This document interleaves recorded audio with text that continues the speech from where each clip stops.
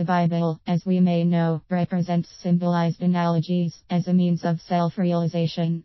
Biblically phrased, this means coming upon left bracket or right bracket full humanity, or developing expanded consciousness, by internalizing scriptural Jesus as an inward process rather than an outward. We internalize Christ nature as our everyday functioning consciousness, facilitating conscious awareness of our soul's unbounded eternal status.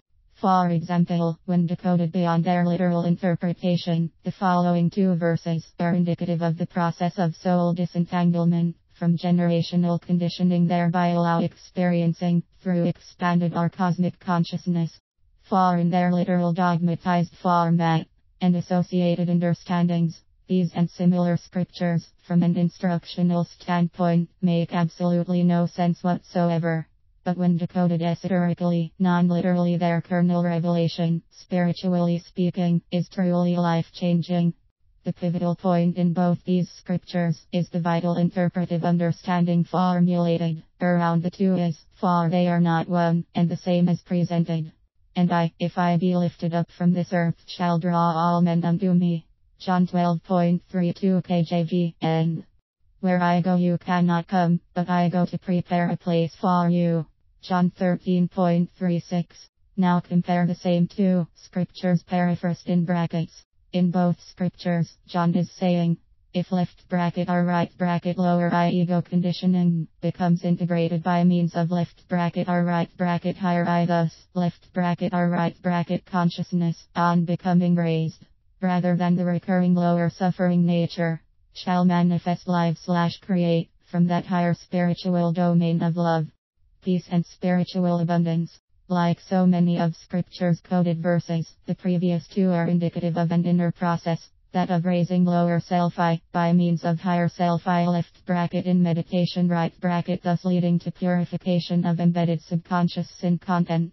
In other words, residual karmic patterns becoming neutralized forever, resulting in pure or expanded consciousness. It should be emphasized that the higher Christ I, which raises our consciousness, already exists within each person, but that we come upon it consciously, crucifying the ego. The Bible's coded message is primarily of journeying within left bracket consciousness right bracket through personal daily meditation, which at practical level is about ego crucifixion, surrendering identification with the false ego persona unto inner transmutational silence. In this stillness, we are not looking or asking for something materially, rather becoming empty of such.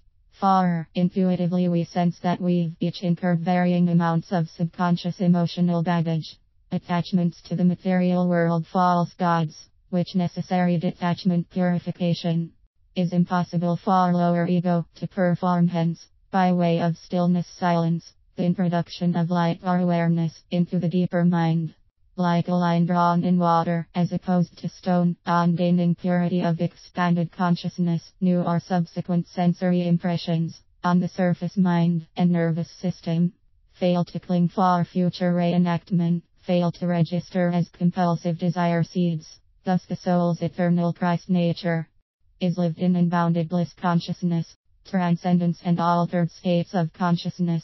Scriptural readings indeed feed the mind beautifully, but primarily intellectually. Thus it's vital we mature into comprehension of Scripture's message, non-literally, otherwise we remain anchored in static historical narrative without authentic understanding of the transcendental nature of direct perception of eternal being within our own consciousness, as intended by Scripture's enlightened authors. While left side brain thrives on facts, figures and historical analysis and analogies, that's its job. Fulfillment of the heart transcendentally requires entering into naturally induced altered states of consciousness by way of right brain activity. Such journeying from left to right side brain facilitates, through opening the pineal gland in the brain, direct experience of our divine, our cosmic nature. Here cosmic simply means all-inclusive, universal, unbounded or expanded consciousness, full humanity. Biblical compositions are not intended as precise chronological history of people and events of distant eras, rather instructional left bracket to the reader right bracket of going within our deeper consciousness, whereby revelation left bracket of the divine right bracket becomes actual reality. Awakening the left bracket biblical right bracket inner Christ.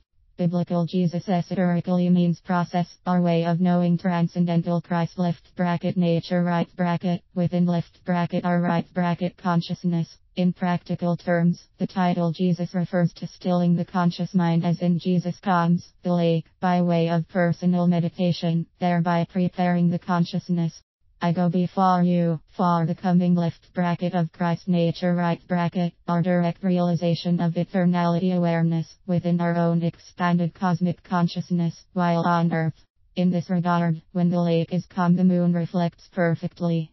Similarly, when the nervous system is calmed, functioning through the state of restful alertness, the innately present Christ nature reflects blissfully.